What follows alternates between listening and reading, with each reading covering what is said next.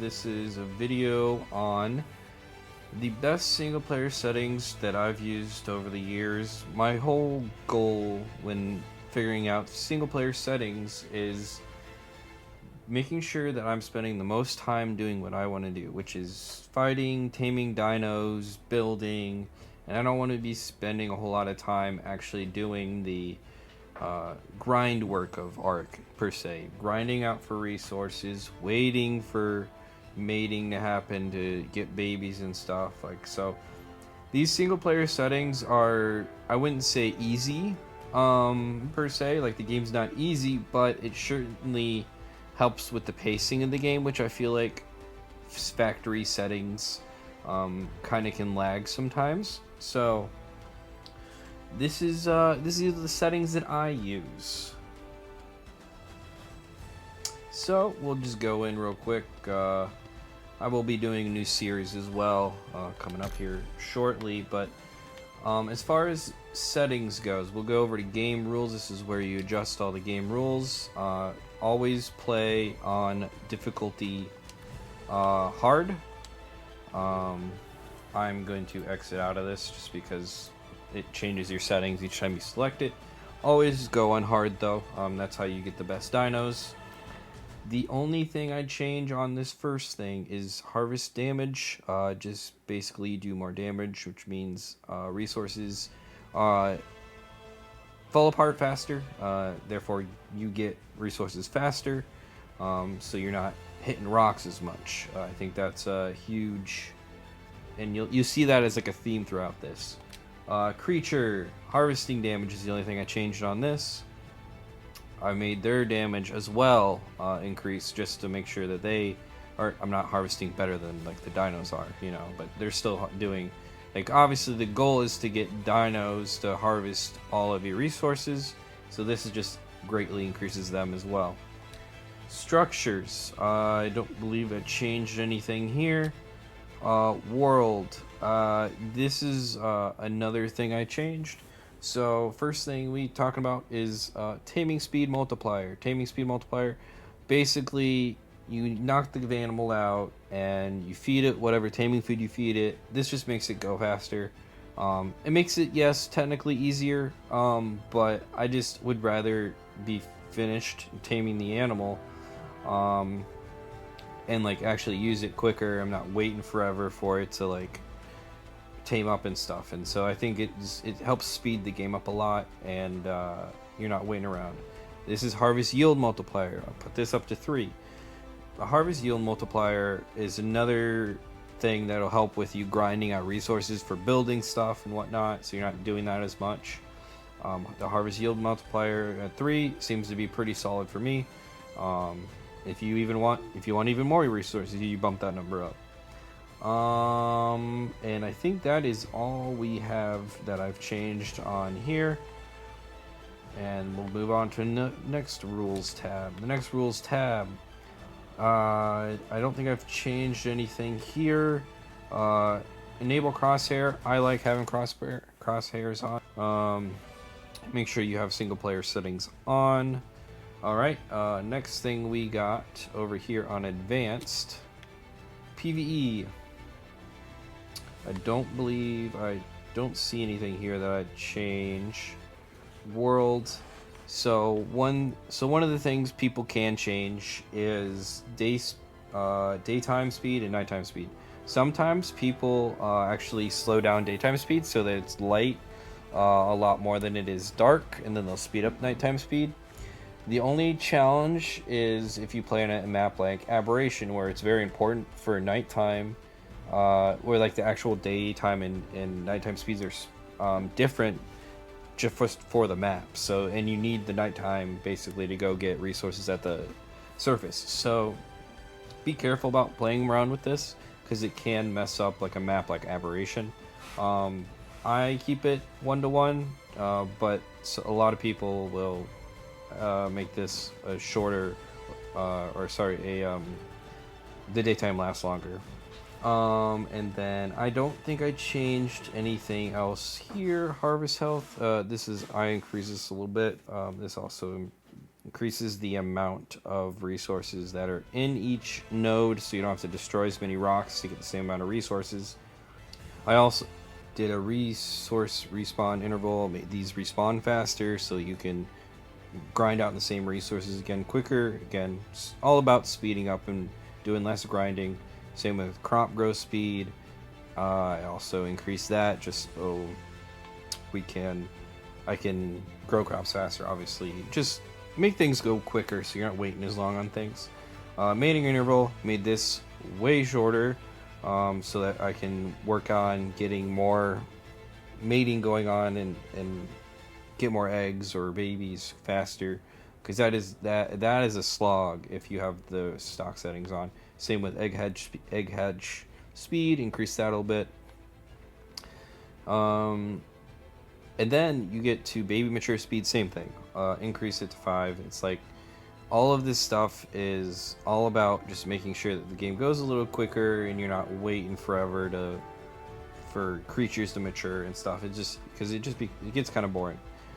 Baby. So one of the things I'm not the biggest fan is baby cuddle stuff. So I have this at a really small number because most dinosaurs I can do a cuddle once or even twice, and then they're 100% imprinted. I don't like sitting around waiting for babies to get bigger, and then you have to imprint them and stuff, and a bunch of times. So that concludes what I did on the world section. Moving into wild dinos, did change nothing here. You don't need to. Same with tame dinos, you don't need to change anything here. Player, don't change anything. XP multipliers, no reason to change anything. Leveling, if you do the proper stuff that you need to do, like building, and usually you're pretty good at keeping up with what your levels should be. I find that if you increase anything on XP, like you level way too easy. Yeah, same with like XPs and stuff. Like there's no reason to change any of that. The other things that I changed, I turned on floating damage down here. I find it like really helpful so that I know kind of the level of damage I'm doing and how much and where, and so I just find it as like a super helpful number to turn on. So I also increased platform structure limit to 5. This just helps you with be a little bit more creative on the building side. You don't have to be with the floor pieces, you don't have to have a bunch of them to like keep expanding out over like a hill or or like a ledge or something. You can go farther away. It's just really helpful to have that. And yeah, those are my basic rule changes that I did. If this was like the old Ark, I usually would up the supply crate loot, but it Ascended. This, you actually get really pretty good loot and just basic loot quality, so there's no reason to change any of the loot quality in Ascended, because it seems like they boosted that. And yeah, I mean, these are your basic settings that I think will help a lot, just make the playthrough go a lot better. So the bonus part that I'm going to throw in here are some mods that I think also help with the playthrough. And the goal, like I said earlier, the goal of the playthrough is to keep it vanilla, but make it go by more enjoyably and make it a little faster as well to play through. So the two main mods I use are Ark Automated. This is a huge, like, helpful mod, just a ease of use for a variety of things. So it basically replaces all of your benches, whether it's like a smithy or a forge or anything like that. And so now you can pull resources to, like, let's say you got a bunch of stuff in your storage box, but you want to build something in your smithy.